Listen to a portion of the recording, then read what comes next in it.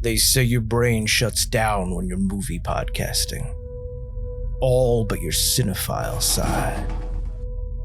That's probably why I'm still awake. Driving to Field's house to record. Put me in the basement with the rest of the equipment. We'll record for 40 plus. I smelt my coffee. Strong. Arabica. Sweet forgotten cinema merch. And here's my real problem. Mr. Field, the brown-eyed devil, clearly planning on telling me my movie choices are whack. Only this time, I came in early. A long time between episodes. Anything can happen. It's Tuesday, Butler. What are you doing here? Should have ghosted me when you had the chance. Dear Lord, is this what I have to look forward to this week? You look ridiculous. Riddick-ulous. Dude, just get out of my house. Wait, you know what?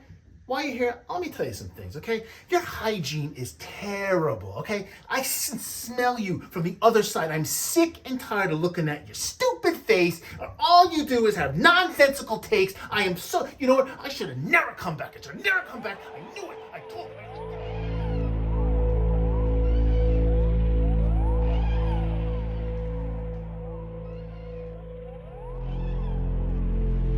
Beautiful.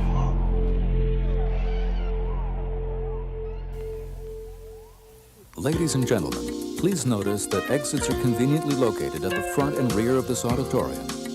When leaving the theater, we suggest that the exit at the front of the auditorium will allow you easier access to the parking areas. Thank you. Hi, I'm Mike Field. I'm Mike Butler. And this is Forgotten Cinema. Each episode, we highlight a film that, for a variety of reasons, was forgotten by audiences. Whether it be a more popular movie was released at the same time, or the film simply didn't catch on with an audience in its initial run. We discuss what we love about the movie, or perhaps don't love about it, but we always recommend you revisit it. If you enjoy Forgotten Cinema, we want to hear from you. We're on Instagram, TikTok, Facebook, and obviously YouTube. We have a backlog of probably 300 episodes, not just from the main show, but other shows that we do for your listening pleasure. What's up? Very well done. I know. Also, we are closing in on 300 from the main show, too. Yeah, I think It's like 280 something. I did tried to do the numbers. I mean, I count like the now showings and the lead ups and some of the stuff that episodes they count. Check our now showings out. They're good. Well, some of those are just YouTube exclusive. Like not all of them are on. No, the now showings are all. Yes. The lead ups are not. Lead ups are not. Yeah. I think one you put out by accident, right? I have one scheduled by accident, and then I realized, oh wait, the lead ups are exclusive. So one's always queued up. Yeah. And I think the very first lead up we put out, and then we decided Gladiator, YouTube. No. One of them, whatever. No. Yeah. So anyways, they're out there. They're out and about. But yeah. So what's going on? Nothing much. I'm just. Oh man, who do I want to be? I'm just a convicted murderer on my way to the Slammer. My third time in a maximum triple max prison.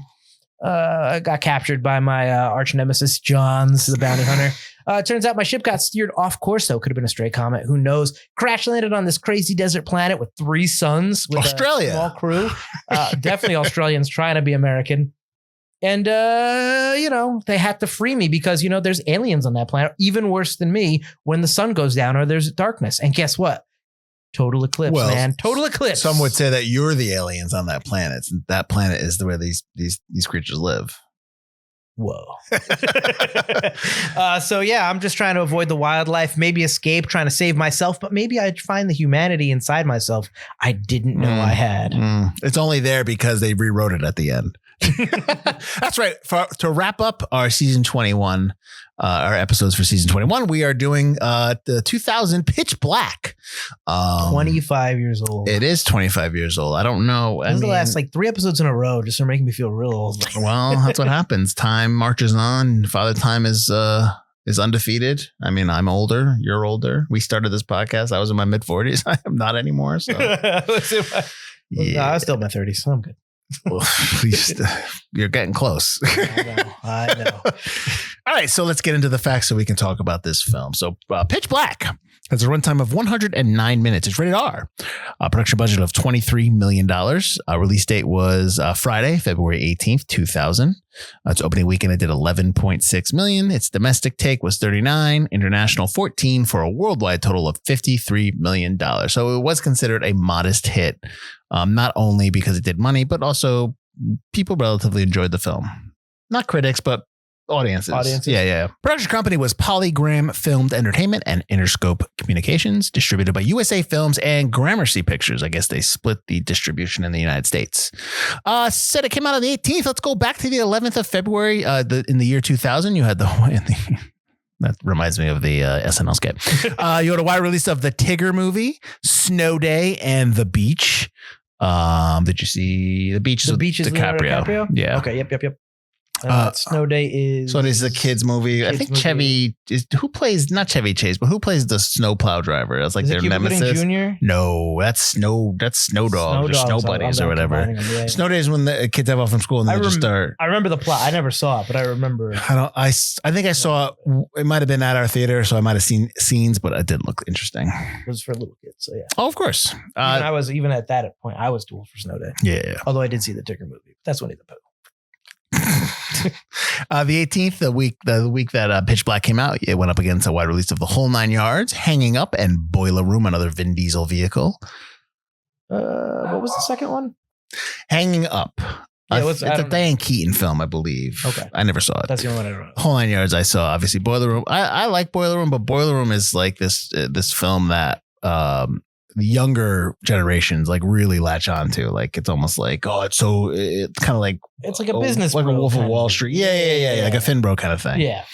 The week after, you had a Wednesday release, so the 2030 wide release of Wonder Boys, which is the Michael Douglas Tobey Maguire film, which is really good. Yes, it is. Which we should put on our list because I think that's forgotten. Is it on our list? We've already talked about putting it on the list. I don't think it is, but when I'm editing this, it will go on the list. As I noticed the last episode that came out, Jarhead, obviously that was 10 weeks prior, you put The Kingdom on the list because I remember I was like, put it on the list. Yeah. So Butler, put Wonder Boys on the list. Well, it's even worse now because our phone's used as a camera, so it's not like I can even do it now. Don't reveal secrets, but yes. And you had another one for the list on the 25th. The week after, you had Reindeer Games. You want to put that? I'll put that on the list. It's okay. It's got a decent premise of liking it, but no. It's not great. But it's got a decent premise of Santa's ripping off a casino. Yeah. Early Ben Affleck. I think Gary Sinise is in that. Early Ben Affleck and early Charlize Theron. Is Gary Sinise in that? Is he the bad guy? I'm confusing it with I haven't Ransom. seen it in so long. There's only a couple of shots in the movie I remember. Yeah. I do remember the Santas. Yeah. I remember Charlize Theron's in it. I remember Ben Affleck. Yep. This film, Pitch Black, is directed by David Twohy, or I think that's how you say his name. Oh, I thought it was Twohy. Twohy? David Twohy, that is then. David, either I said it wrong or he said it wrong. So either way, one of us is right? Okay. He has done The Arrival and A Perfect Getaway. He also wrote the screenplay. I should say Jim Wheat and Ken Wheat wrote the original screenplay, and then what did you say? Twohy. Excuse me. And then David Twohy, I guess, must have did rewrites to it. So Twohy has done The Fugitive, Terminal Velocity, G.I. Jane, and Waterworld. And then the Wheat brothers have done The Fly 2, The Silent Scream, The Return. And I believe Ken Wheat did After Midnight. I don't know if he did that with his brother. What's The Return? It's a horror film. It's an 80s horror film, I believe. I'm picturing a poster in my head. I don't know if It's like a late 80s, I believe late 80s, early 90s horror film. Cinematographer was David Egby, who's done the 1979 Mad Max, the movie Virus, Scooby-Doo, and Eurotrip. A movie we did quite a few seasons. Yes. Composer was Graham Revell, who's done the 2003 Daredevil. A movie we did for our lead-up series. And I said that wrong. Daredevil, not Daredevil. Daredevil. Lara Croft Tomb Raider. A movie that we're covering on our Console to Screen, which is out now. Go check it out. Is it out now? It should be out. All right. On YouTube exclusively. Yes. We haven't discussed about that. And now moving on. And Freddy vs. Jason. Edited by Rick Shane, who's done The Incredible Hulk, Enough, and Loverboy. And produced by Tom Engelman, who's done The Last Samurai and Terminal Velocity. Last Samurai movie we did on the podcast as well. Jesus, that's right. I think when I was taking these notes, I had it in my head. Oh, we should do that on the show. And we have done it. So that's great. It's great, Mike. Good job. This film, it's not a big cast. No. I mean, it's a $25 million budget. 23. But yes, you're right. Yeah. You're right. Vin Diesel is, and this is the biggest This is my biggest note from this film. His name is Dick Riddick because he introduces himself as Richard Riddick. That's his Richard name. B. Riddick. So I never put together Dick Riddick. Dick Riddick. And that's I never think about somebody's name Richard. but yeah, Dick. but like it's so like Riddick is Riddick, but it's actually Dick Riddick. Dick Riddick. Dick Riddick, how you doing? All right, so he's playing Riddick, Dick Riddick. He's obviously in Fast and Furious series, Guardians of the Galaxy series, the Triple X series. But did you know he's in Saving Private Ryan? He is. If you did not know that, go back and look. And then he was supposed to be in more of it. Yes, he was. Radha Mitchell as Carolyn Fry, our heroine in this film. Riddick is not really the hero. He's not really the hero. He's not even really the anti-hero. He's just the bad guy that, we'll get into what happens with his character. But anyways, Mitchell is in Silent Hill, Man on Fire. A movie we did. And she's in the Olympus Has Fallen, London Has Fallen. Oh, that's right. She is. Yeah, she's in those. I believe she's his wife or his ex-wife. The Fallen franchise. I say that I go Has Fallen series. What's the third one? Not London. London was the second. Angel Has Fallen or something because it's the helicopter. Yes, right? Angel Has Fallen. Yeah. Cole Hauser as William Jones, our bounty, our merc, as Riddick says, from Dazed and Confused, the TV show Yellowstone and Rogue, and then he's also in Good Will Hunting. What's interesting is in Yellowstone, now he looks so different from he looks like a young Paul Newman in Pitch Black, I think. Yeah. And I was telling my parents that I was like, you know who that guy, because everyone loves his character in Yellowstone, I guess. I go, you know who he is? He's the bad guy in Riddick. He's the merc. And my dad's like, no way. And I pulled up the picture. I had to Google both of them put together. And he goes, jeez, well, come here, honey. Did you know this is the same guy? My mom was like, no way. He looks like so different. He does. I don't watch Yellowstone, but I've seen clips of him in Yellowstone. It's almost like he's somebody who, and I'm sure he's always had confidence as an actor, but in that role in Yellowstone, it feels like somebody he's embodied that role. Like he is very confident from what I've seen. Yeah, I agree. Yeah, like he gets that character. He knows, and I'm not saying he wasn't before, because he's fun. I mean, also has a really discernible voice. Like when he talks, I know who he does. Yeah. I remember him in the Paparazzi movie. Do you remember that movie where he was like the celebrity and he kills a paparazzi? Yep. I remember that movie. That was so long ago. I know. But yeah, and obviously Good Will Hunting, I always remember from there. Bad guy in Fast and Furious 2, because I was remembering Too Fast, Too Furious. Yep. That's the rat in the guy's stomach. And it's like, oh. Yeah. But anyways, Keith David. I said Keith David as Abu Iman Al-Walid, who's in The Thing. Obviously, They Live and Raccoon for a Dream. The Thing, part of our Look Back series, Patreon exclusive. Yes, until it's not. Louis Fitzgerald as Ogilvy from the TV show Home and Away and 13 Lives. He's the British guy that is like, not really. He's like, I don't know. I don't even know how long he survives that long, but yeah. Just because he's hiding behind someone. Just because he's always trying to he's the older guy, but he's always trying to get out of things, or I don't know. His character. He's Weasley. He's not super Weasley, but he's a little Weasley. Yeah. Claudia Black as Sharon Shazza Montgomery. Did they ever call her Shazza in the movie? They call her Shaz. Shaz. Okay. She's in the TV show Stargate SG-1, the TV show Farscape, and she's the voice of Chloe in the Uncharted game. In one of them. I did know that. Yeah. Rihanna Griffith as Jack. That's, obviously the plot device there, which we can get to. She's in the TV show Home and Away, along with, I guess, Ogilvy or Gerald. That's interesting. All right.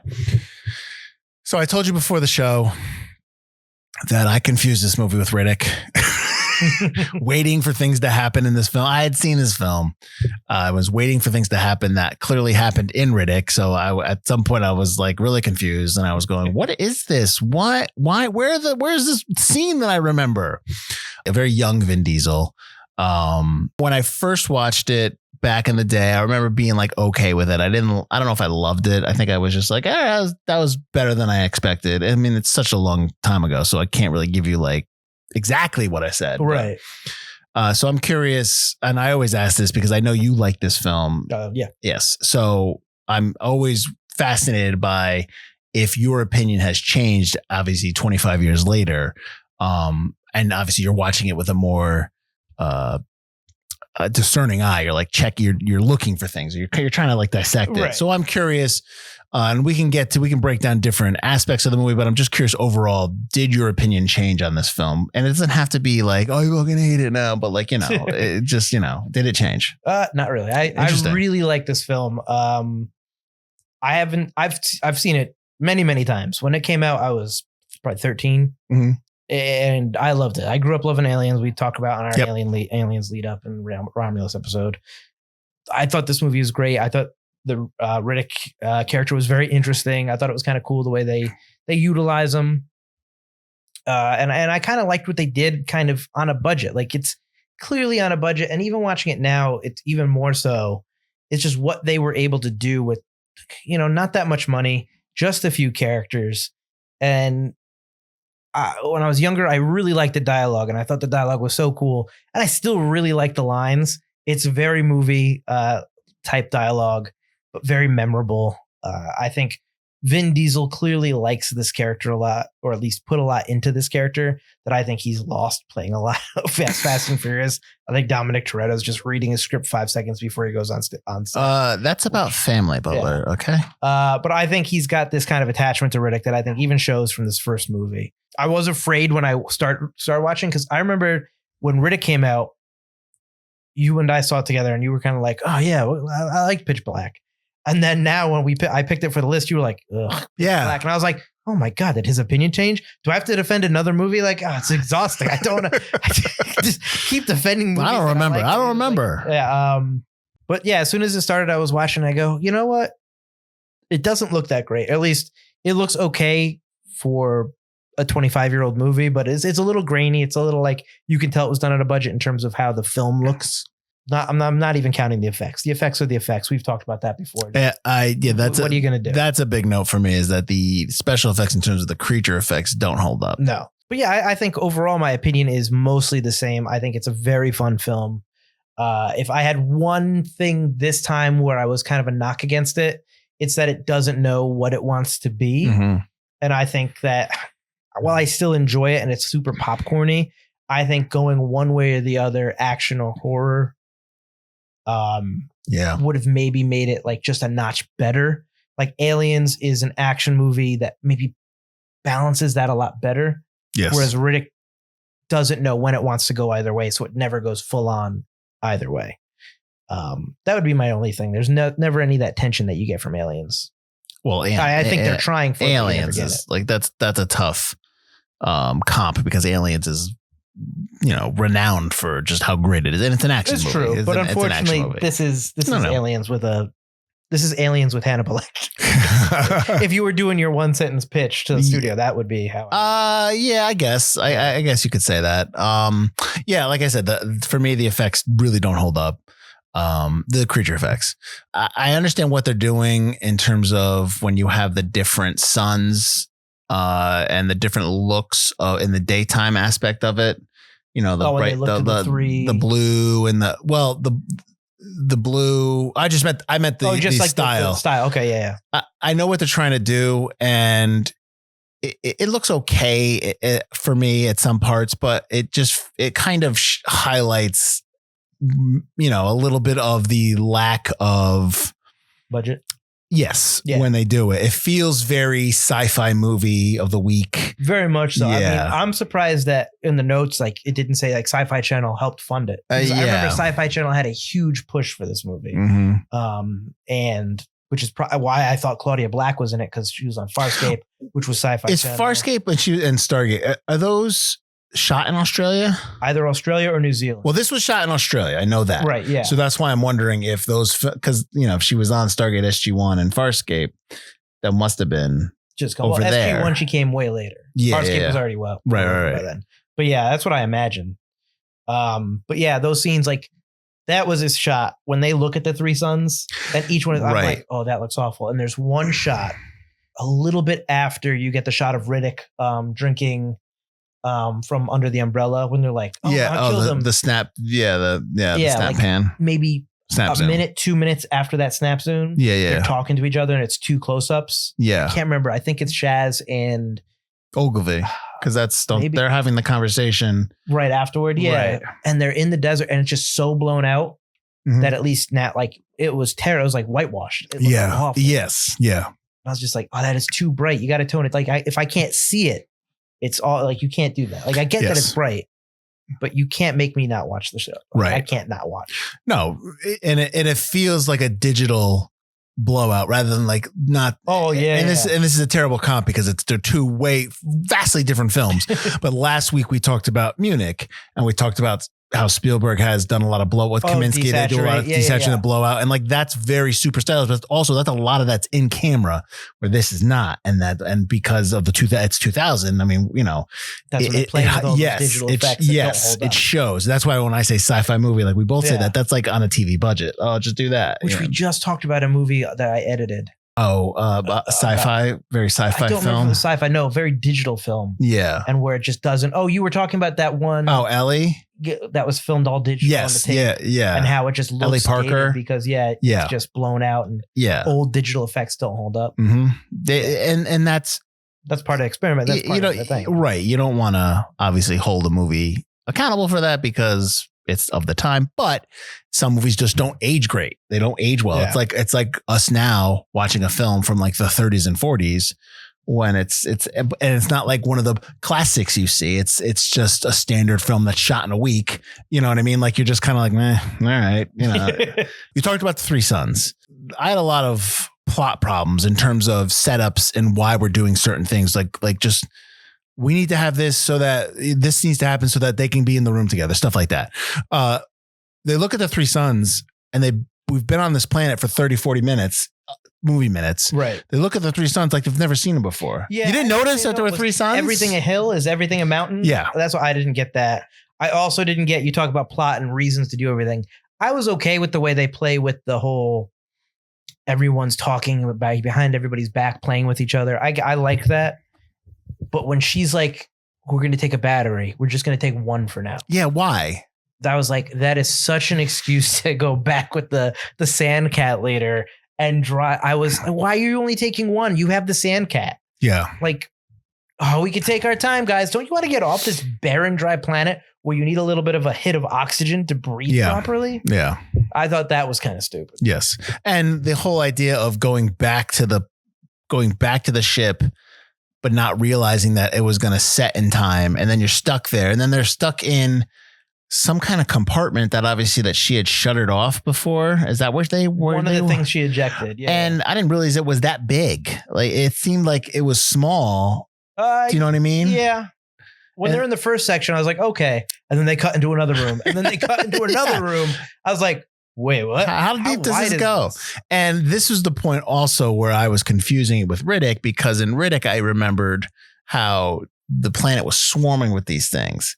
But in this are certain scenes that when it started raining and they all started coming out. And this is in Riddick. Right, but in this movie, they are not swarming. So they step out and they're like, okay, we're okay. And they're walking and they have their lights around them and they're just walking. And I'm like, okay, so how many creatures are there? Well, you get the shot where they're kind of encroaching. I know, but like I was just confusing it with the other film. And then I just didn't really know the rules. And I did like the scene when Ogilvy gets killed and he blows the fire and they're all around him. I did like that scene. Like that's interesting. Didn't even get to see France. Supposed to die in France. Yeah. So with what you're talking about, my other thing is the sand cat. It's solar powered. I get that. That's great. Yeah. Why doesn't it? It's the future. Even things we have solar powered now hold a charge. Why doesn't it hold any kind of charge? It just dies immediately when it's dusk. Not even dark out yet. Right. Dusk. Well, it's. I get that it's. I'll tell you why. It's a solar powered machine that they're thinking of 25 years earlier in 2000, thinking like, what's the future going to be like in 500 years? Right. Yeah. And they're not thinking that it would hold a that to me, that's like lazy forward thinking. Yeah. You know I don't what I mean? like that. Yeah.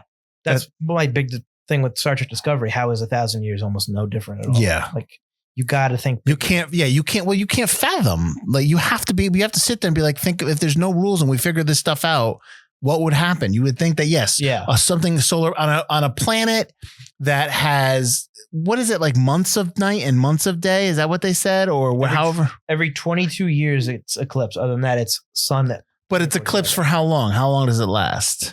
From the model, it's like a quarter of the way. So a quarter of whatever that planet's year is. Okay.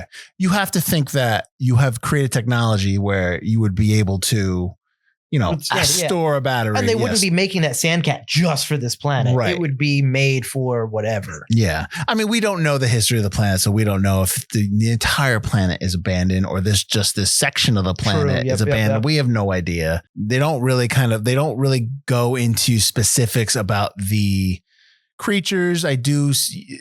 You do get an idea of that there's three, you see them in three different stages, like the smaller versions where I guess obviously that's their children, the older versions, and then the larva stage that they glow in the dark. Oh, is that also supposed to be so them? In the notes, that's supposed to be them too. But then so they lose that glow in the dark. See, do they lose the glow in the dark sense, or are they glow in the dark just for the sake of the plot point so they can put them in the bottles and walk around? Well, let me just play devil's advocate and justify it. These things eat each other. Right. That's the other thing. Why not be born glowing to ensure that the parents don't eat the children? Right. Which some animals have defense mechanisms like that because there are animals in the wild that do eat their kids. Sure. Yeah. They eat each other and they're not hibernating under the ground because if you go into the tunnels, they're running around. So why are they not eating each other under the underground as well? Maybe they're banging that whole time. I'm just saying, there's a lot of questions. Do you need Richard Attenborough to go down there and start? not at all. And the only reason I ask these questions is because, there's something lacking for me in the story in and of itself. And again, I'm not crapping on this film, but it feels very, I feel like I feel like there could be a better movie here somewhere. Maybe I'd have to watch Riddick again, but maybe they kind of realized the potential, like you talked about how they did Riddick. They went back to the original formula for Pitch Black, and it's the same director, same writers, right. And they went back to the original formula with Riddick because people didn't like Chronicles. Right. So maybe they kind of figured that out in some way. Maybe at the same time, this is just people that are trying to get off the planet, right? So I don't need that much explanation because I kind of like that. It's like I don't know. I just want to get out of here. I don't have time to research who they are. There's no Weyland Yutani researching them and trying to genetically engineer them. And if they did that, if that was the outpost. And they're like, oh, I think the military wants them. I would just be like, oh my God, that's way too wink and naughty to aliens. Don't put a Weyland Yutani in there. Sure. I hear that. Let's talk about the ending of the film, because the original ending of this movie was Riddick was supposed to die. And because Vin Diesel liked Riddick and the cast and crew liked Riddick and everyone like, wow, Riddick is such a more interesting character. And even the studio was more interesting. They decided to rewrite the ending and kill off Caroline at the end because they thought that her character really wasn't somebody that would really spark interest for sequels. True. And okay, that's fine. But that glimmer of humanity for Riddick kind of just pops in at the end real quick. You know what I mean? It's not really played out throughout the movie. He's played out as this guy who doesn't care throughout the movie and like he's gonna just leave them. And then all of a sudden it turns on the end and it's fine, but it wasn't the intent. And I think if you already had planned on doing that with Riddick, I think you would have had more moments within the beginning of the film of him kind of, realizing maybe he isn't realizing he has human moments.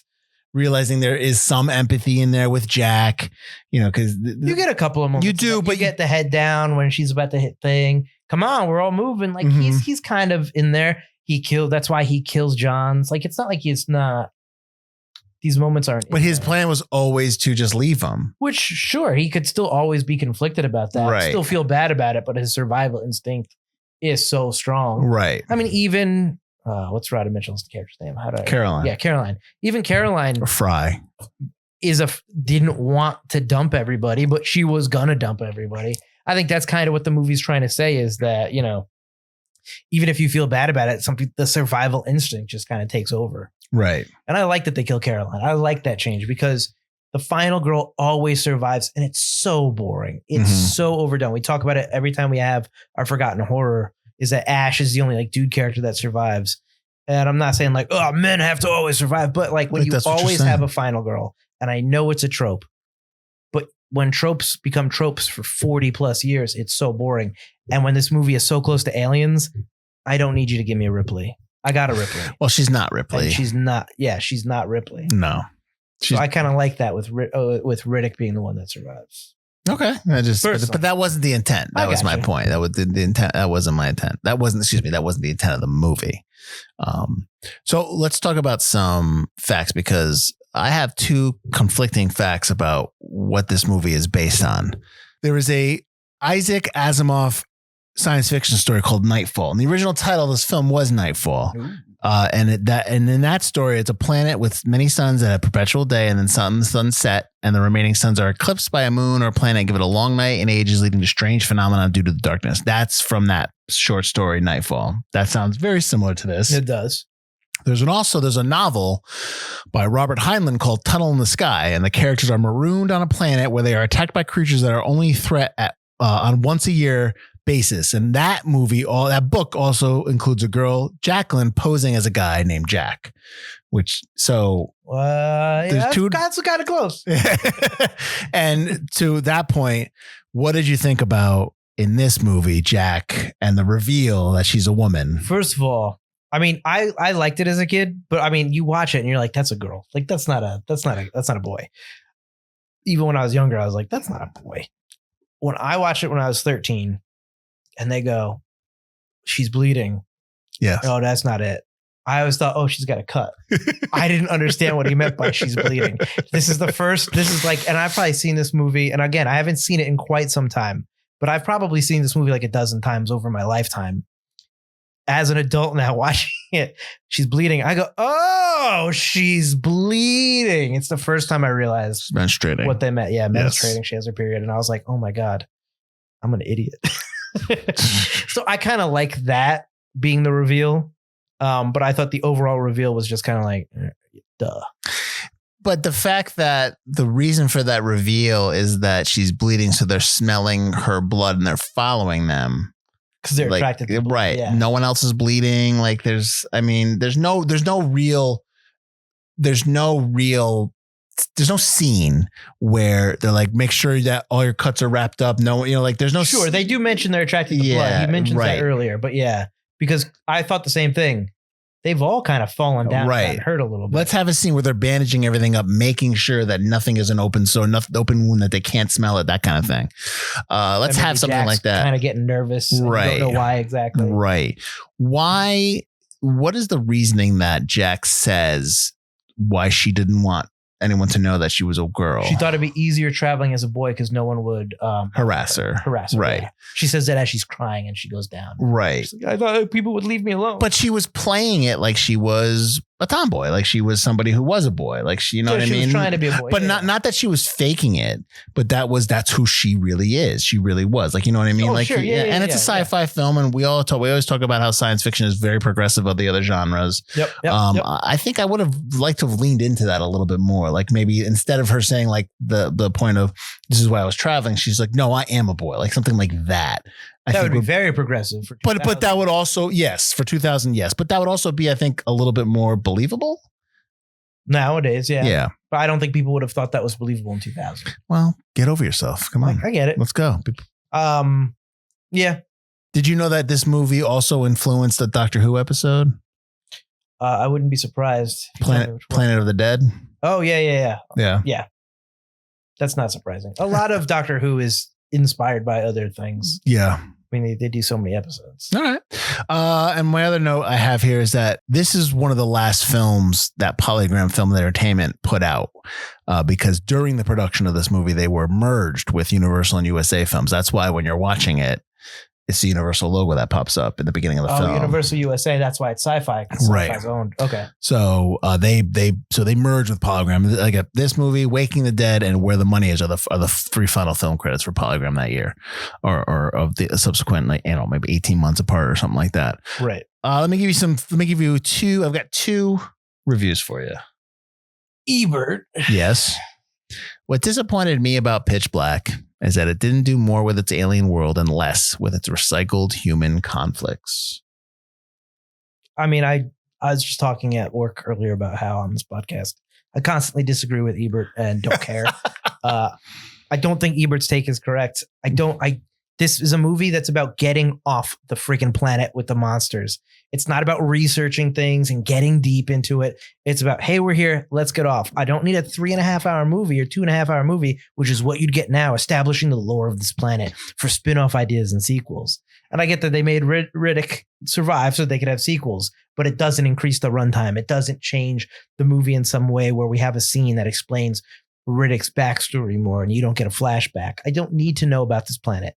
It's a planet with evil aliens we got to get off. I mean, I don't agree with that. And I don't agree with the human thing either. It's like Hannibal Lecter is never like asked to be a good guy. He's asked to track down serial killers, but they don't release him into the wild on purpose.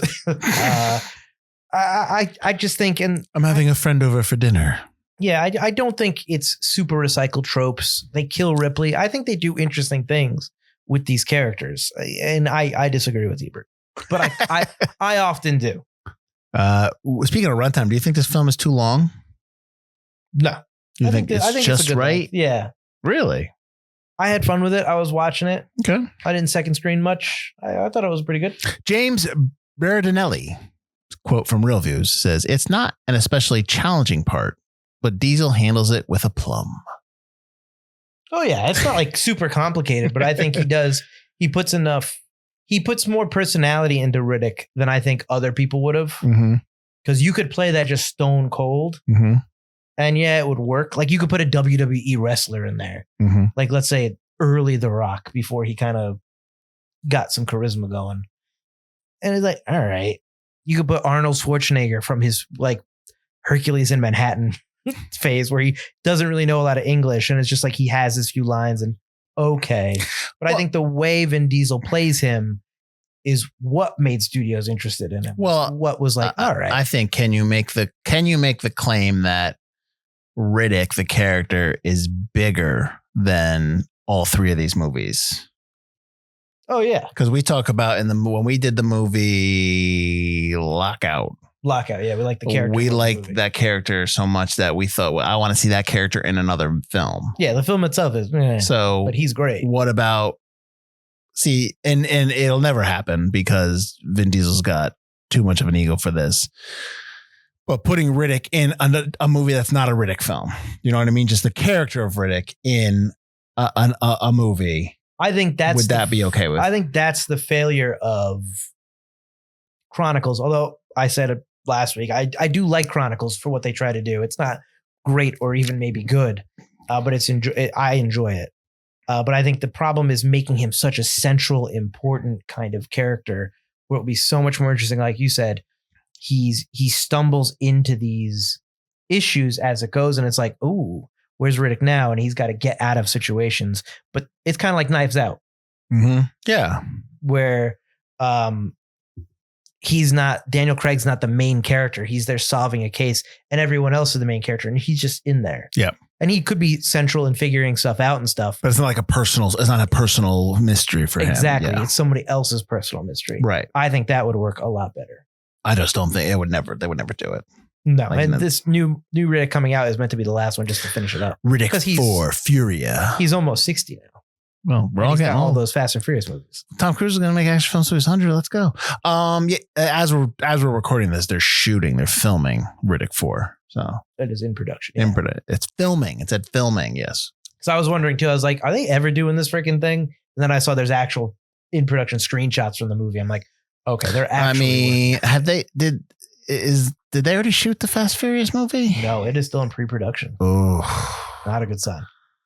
Well, last one wasn't good at all. You didn't like when what's his face Jason Momoa starts finger painting the dead bodies? No, it was it made no sense, and it was almost like that scene felt very much like, you know what would be really cool here is if I do this, and he's like, yeah, that's great, go for it.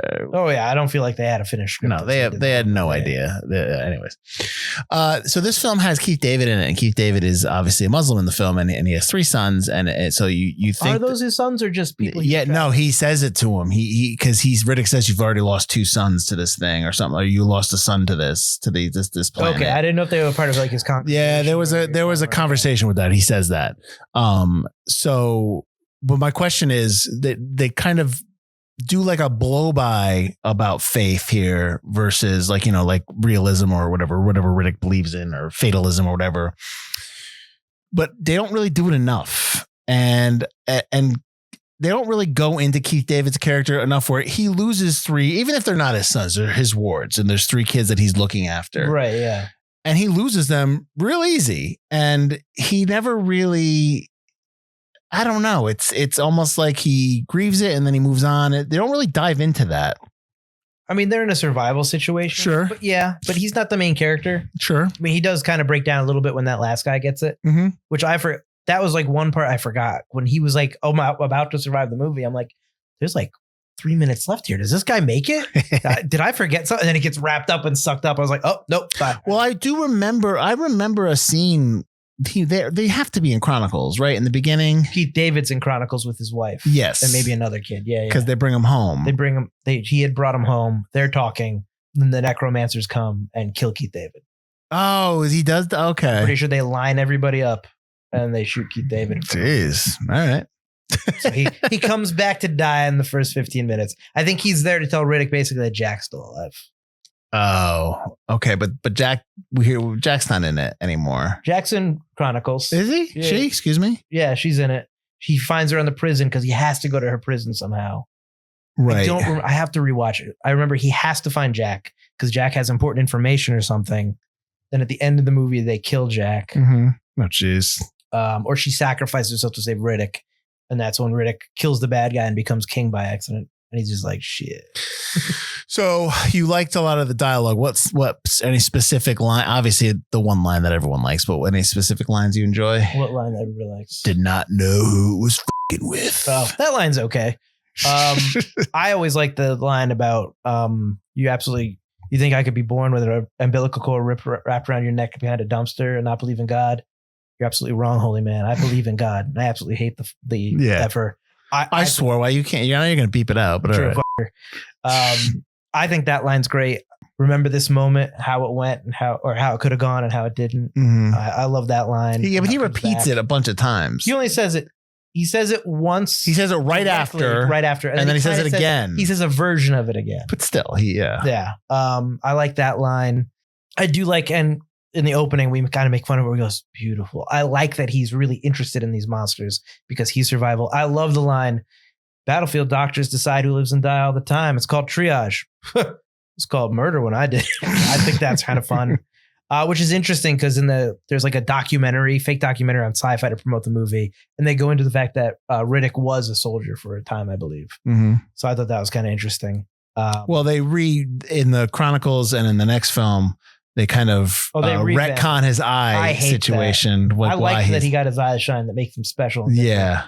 He's just a different kind of human. And they came out with contact lenses for the movie you could put in that would do. Oh, would do the thing? But that was very brief. I'm like, who's doing that? I got to imagine it's like you got to be careful because it could shine back in your eye. The poster for this, not to cut you off, but the poster for this movie with him on it is so airbrushed and so like it doesn't look like him. It looks so like the one that's like black and white. Well, not the one. No, the one where it's on the DVD box cover. Oh, the one where they read it. Okay. It looks so bad. It just looks like it doesn't look like him. I don't know. It's weird. It's just it was so off-putting. Cheap box art. All right, Mike. This movie's 25 years old. I think if you watched it now, not seeing it before, I don't know if you would like it as much, and that's fair. I don't assume of me. I am, but that's my question is, who are you going to recommend this to? Because I don't know if the movie's effects are really going to endear people if they watch it now after 20 something years of watching movies that have good effects. Well, my thing would be, do you like sci-fi? Then you're going to like this movie. My thing would be, there's such slim pickings for even decent science fiction. Even if all you think is this movie's decent and not good, which I think it's very good. Like you just get crap. You get crap, direct to streamer crap. And even then it's like slim pickings there. You don't get any, we talk about it all the time. You know what you get for space? You get Guardians of the Galaxy. It's got to be Marvel to get space, which I'm not even knocking them, but you can't get a space movie that's not tied to Marvel in some way or Star Wars, and it's even been almost 10 years since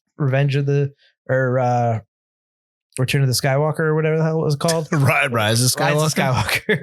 It's almost been 10 years since that. So it's like you don't get a lot of sci-fi. So even though the effects may not hold up as well, I think the story's good. The dialogue, the lines are fun. The movie is quick. I think it's, I don't know. It's just, I would recommend it to anybody who likes sci-fi. Cause at this point, what else are you going to watch? But not a casual moviegoer. A casual moviegoer who is old enough to have watched movies of that time with those special effects. Mm-hmm. I'm not a 20-year-old kid. I'm not being like, hey, watch this movie whose first foray into special effects was like Iron Man or Avengers. Yeah, they're gonna watch this and go, what? It's not gonna fly with them. But anybody who's, I would say 30 or up, who have grown up with movies where those effects are probably going to be more forgiving. Younger generations now. Anybody who's like Gen Z or Gen Alpha, they're thinking the movie's mid. Well, then why is it forgotten? I think one of the reasons is Chronicles of Riddick, I think, was a bigger film. Pitch Black is a smaller film, so that's everyone's first foray into Riddick. Everyone hated it. And I think online, like nowadays you get people like, if you look at IMDb and like Reddit, people are like, oh, Chronicles isn't actually that bad because it was trashed for, I think it's not a great movie, but it's not as terrible as a lot of the reviewers were saying at the time. I think it was just there was such a big push to make it something that you're just going to be disappointed or let down. Or you're watching it turns into like Green Lantern. It's not as bad as Green Lantern, but the same situation. I think people know Riddick for as bad, the hate that Chronicles got. And I think that hate overshadows Pitch Black, along with the fact that Chronicles is the bigger movie, so got more eyeballs on Riddick, along with the video game. People know, oh, the Riddick, you mean like the video game that led into the Chronicles of Riddick, right? They don't really know Pitch Black was the thing that started it all. Mm-hmm. And this used to play on Sci-Fi Channel all the time, but no one's got cable anymore. No one's watching cable. No one's turning on to channel, 48 or whatever. I think it was 48 on my Optima box back in the day. You're not watching this movie on a stream, and it's not streaming. We had to rent it again. So that hurts. Should put like digital pirate hats to come down every time.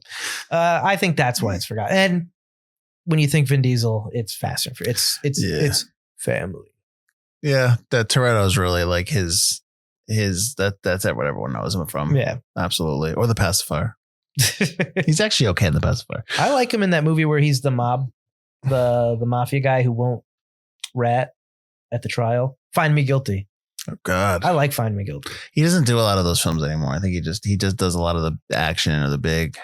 He's got the money. He went back to the Triple X series. Yeah, no, I get it.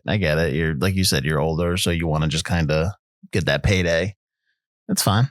So hope you guys like that. Hope you guys enjoy Pitch Black and check it out if you can find it, and let us know what you think. Mike, where can they find us? You can find us at ForgottenCinemaPodcast.com or wherever you get your podcast. You're watching, listening to us right now. Why don't you drop a like, rate, subscribe? Let us know what's your favorite non-Fast and Furious Vin Diesel movie or another underrated sci-fi film that people should check out that's in the same vein.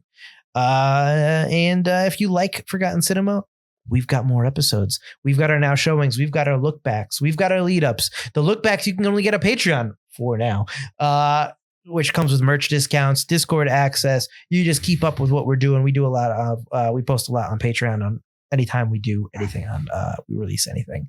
We've also got our special console to screen series that we did, and we may do more series down the road like that. Check us out wherever you're listening. Oh boy. So next week, season 22 will start. The posters will change. If I remember, I will remember. And we're going to start off with a Richard Linklater film.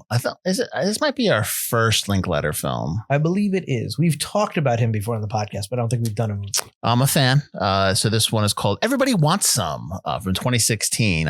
Mike never heard of this movie, right? When we talked about it. I mean, I'm conflating with the song. So yeah, I can't tell if I've heard of it or not. Yeah. If I saw a trailer, it's 2016. I've probably at least seen a trailer. So it's like how I described it to you was it's like Dazed and Confused, except it's a college baseball team and they hang out one night. They go out all night. Okay, this is early Glenn Powell before he became the massive star that he is now. He's in this. Tyler Hoechlin, the guy who plays Superman in the TV show, he's in this as well. Who was a kid in Road to Perdition, a movie we did. So you will see people in this movie and be like, oh, okay, like they're obviously a little their careers have moved forward. So, but I remember when I watched it, it's just a fun film. So I hope you enjoy it. But that's gonna be next week. Everybody wants some. Until then, thanks for watching. Thanks for listening. I'm Mike Field. I'm Mike Butler, and this has been Forgotten Cinema. Did not know who he was with. Whoa, beep. Sorry. Beep. We don't swear anymore, apparently. Not for me.